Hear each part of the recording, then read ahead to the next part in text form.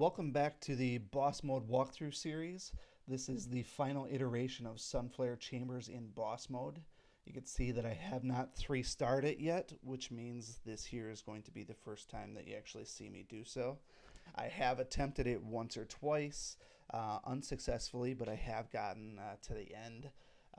This particular run will be the first 3-star. So as you can see, the boss mode mechanic is requiring selected heroes. So generally speaking, required heroes are worse than a single selected hero, and generally not near as bad as all of a single color. Personally, I find the all red to be probably one of the single hardest boss mode mechanics. This particular team, even though I don't use hardly any of these guys other than Nub Nub, is not really that bad of a team. If you use proper micromanaging, it's not too difficult. I know a lot of people really have their Shadow Blade ruined up heavily for PvP defense. I personally do not. So you can see that even though he did his primary attack there, he didn't even kill the one guy. So when we run this, it's important to really focus fire your attacks on the guys that are going to either die the quickest or hurt you the most. So you have to be very careful about who you choose to attack.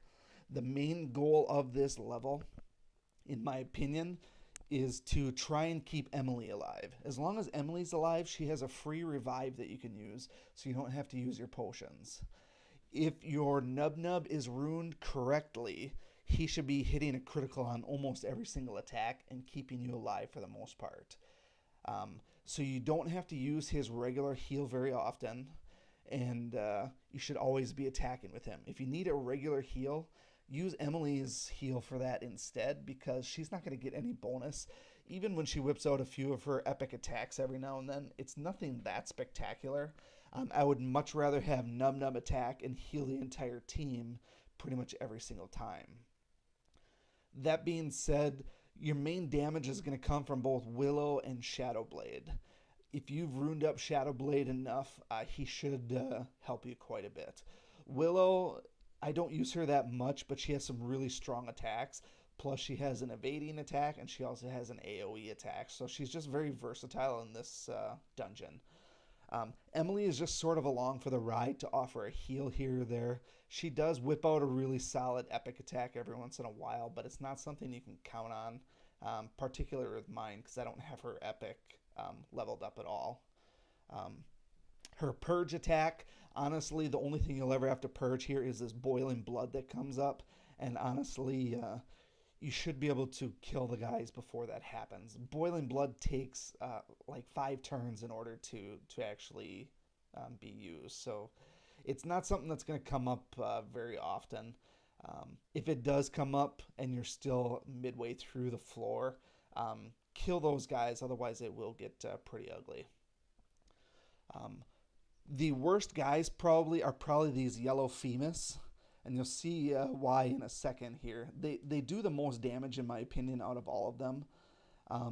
And also, they seem to have a really high hit percentage. My Shadow Blade currently has evade on him from his attack, but one of these guys still manages to hit him.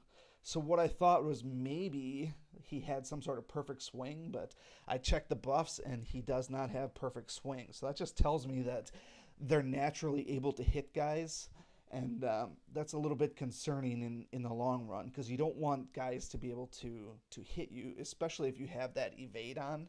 Willow and Shadow Blade really need that evasion, and in most dungeons they'll dodge a lot of stuff. So the fact that they weren't dodging on this particular dungeon was a little bit worrisome for me.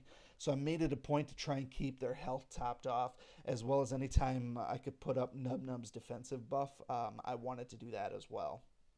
So other than that, it's just a slow level.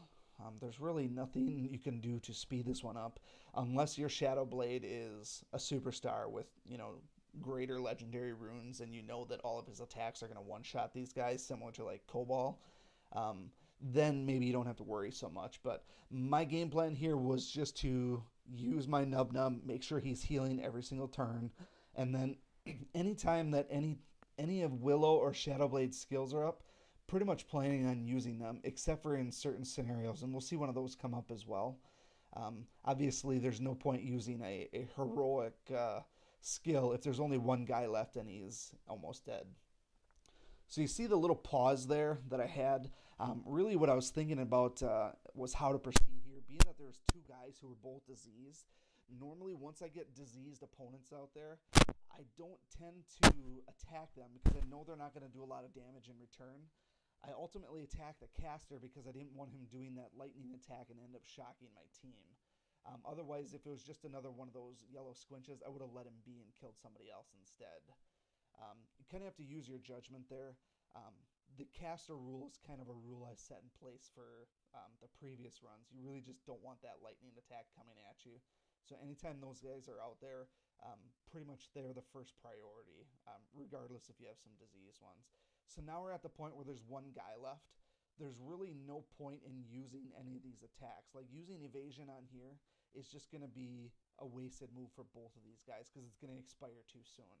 I can save that for the next dungeon, and then on the opening attacks, both of my primary damage heroes are going to have evasion now, which should help just a little bit. Plus, they're higher damage, especially when we've got two casters here. We don't want those guys getting their attacks off. So Willow kills one, and Shadowblade kills the other, and now I'm feeling much more confident in this particular room. The other guys, just let them go, and then we'll just kill them slowly but surely. And, Nub Nub's going to do the same thing he always does. He's either going to heal or you're going to use defense here. Like I said, anytime defense is up, if there's yellow Phoenixes, you want to make sure that you're as defensive as possible. So where I'm at now with Emily, she doesn't do a lot of damage, so this here made a perfect sense to get ready to heal for her, because now Nub Nub missed a critical attack for pretty much like the first time. So we're at a point where we definitely need some healing, and do we want to put our trust in Nub Nub? Emily doesn't do that much damage in the first place, so she may as well just heal herself. And then if Nub Nub ends up doing a crit, it's just a bonus on top of that, which he didn't. So had that yellow Nub Nub attacked Emily instead, I mean, we could have been looking at Emily having only, 10 or 20% health left, which when you're making these room transitions, you just do not want to have low health. So realistically, had Shadow or Willow had a little bit less health, I probably would have just flat out used my heal with Nub Nub. But being that we got three decent damaging enemies out here now, it's going to be a perfect time to actually heal. Even if I don't need the heal, this would be actually a really good time to place the heal on it because it's going to give us a couple extra turns just in case they do get those pot shots in. So you get a little bit here, and then just like that, he does a rampage. Both of those guys do rampage attacks, which honestly I was not expecting. So the heal was actually very well placed. But at this point here, I got the heals in motion, and I got some skills to use. So these guys should actually die pretty quick at this point. So you can see the level itself is going pretty smoothly. I haven't had to use any potions yet. Nub Nub keeps the team alive pretty well. And nobody's really been in a dire situation. Nobody's gotten any terrible debuffs like shock or disease or poison, nothing like that. So basically, everyone just keeps on doing what they're doing, and it's just a slow victory. So it may not be the most elegant where you burn through it in 2 minutes like with a Cobalt team, but it is a boss mode dungeon, and we're using a team that we're not usually using. Anytime you're using a team you're not familiar with, you should probably use those skills all the time. I didn't use Shadowblade's skill on that last attack just like before because there's only one guy left. It would have been a wasted attack because I can use that evasion at the start of the next room then. So keep that in mind when you're using this, and I can almost guarantee if you have a decent Nub Nub, you're going to be able to beat this level. It's like, yes, I have Epic Emily, but she's worthless. When I show you my runes afterwards, you're going to have a lot more confidence in yourself in terms of beating this dungeon. When we get down to it, this guy here's got a lot of immunities. Really all I was doing was checking to see if there's anything that I need to know about. I know that he's going to be susceptible to Mark for Death, so I plan on using that. I'm looking to see if there's anything else, but he has that immune to crit, which kind of sucks a little bit, but you can do plenty of damage without critical attacks. And I know that Willow and Shadowblade should do pretty decent damage, and I have all of my potions, so it's unlikely that anything terrible would happen here, with the exception of his Earthquake attack, which it's possible that he could kill a couple guys with that. So realistically, we use a friend hero, make quick work of him. Just going to throw a Marked for Death on him, and then use a follow-up hero as well. Like I said, with most boss mode dungeons, specifically the boss mode iteration, I don't care so much about using friends heroes. If it costs me 10, 20, 30, 50, 100 gems to make sure I 3-star it and move forward, I'm usually fine with that. If you're really tight for gems at this stage in the game, it's probably because you're not doing your tower, which is 300 gems per day. You could easily afford to do a few of these boss mode dungeons and toss out, 5, 8, 24 gems here and there. So we put a Mark for Death on him and then use Kozar, and everybody knows that Kozar is a beast when it comes to this particular room here because they're all yellow. It's a physical attack, not dark attack. And from here on out, now I know that I can take it. So one little quick shot from Willow, and one quick shot from Shadowblade. And that is yet another boss mode iteration completed with a team that outside of this dungeon I would probably never use.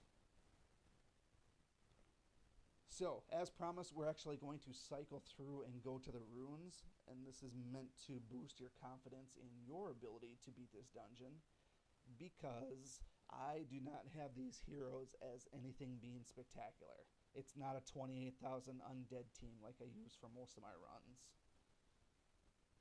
So, we'll scroll through here. Look at Emily. Yes, she's epic, but look at those runes there. Pretty much garbage runes. She's epic level 1, so it's not like I was getting a whole bunch of extra buffs from those stats. Barely anything as far as runes go.